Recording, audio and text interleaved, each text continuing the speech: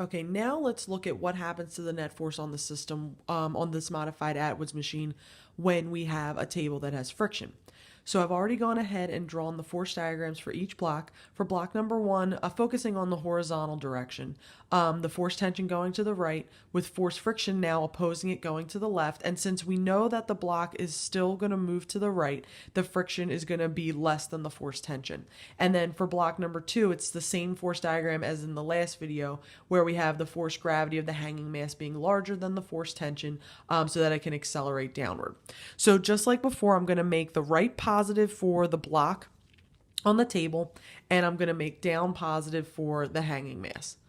And so when I write my net force equation for block number one, it's going to be force tension minus force friction equaling M1A. So the mass of block one times the acceleration, because again, we're still looking at net force equals MA when we're writing our net force equations.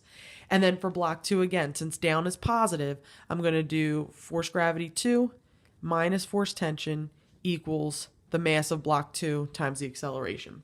And so just like before, remembering that both of our force tensions are equal and both of our accelerations are equal, I'm going to substitute for the force tension. So I'm going to rearrange this net force equation to be force tension equals MA or M1A plus the force of friction.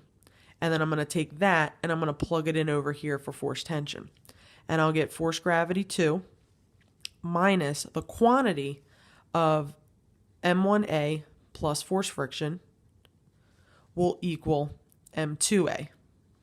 Okay, so then I'll distribute the negative through and I'll get Fg2 minus M1A minus force friction equals M2A. And then I'll add the M1A over, so I have all my masses and acceleration on the same side. And I'll have Fg2 minus force friction equals M2A plus M1A.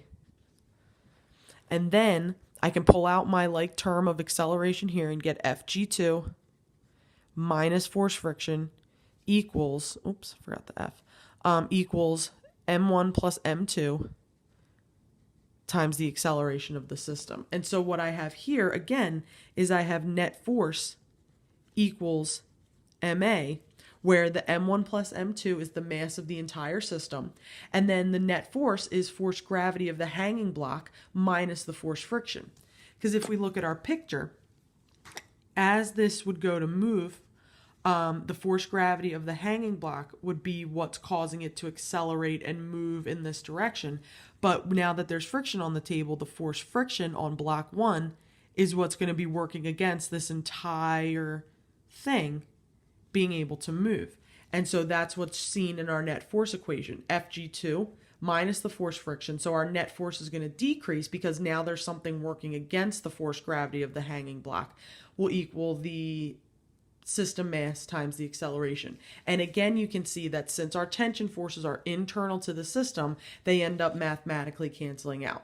So just another example to give you in terms of what's going on with the net force in these modified Atwood's machines. And then too, when we go to problem solve, this is kind of what we'll look at when we go to add numbers and find the acceleration of the system. It's all worked out right here. So again, hopefully that helps you guys kind of see what's going on with the net force and the tension forces specifically. And I'll see you in the next video.